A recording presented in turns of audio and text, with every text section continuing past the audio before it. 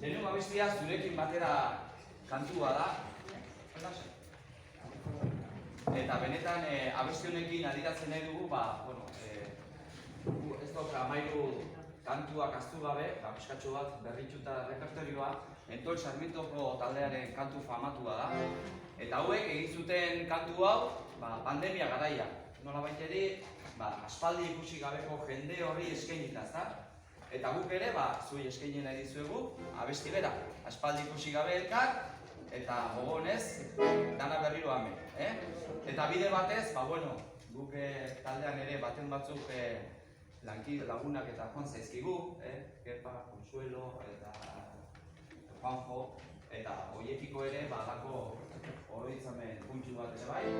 Han daukagu Amaiur parkean ariz bat jarrita, Begoña Intzanen, eta han elkartzen dira dana gogoratzeko. Beraz, lehenengo abesti hau guztioi eskainita. Ados?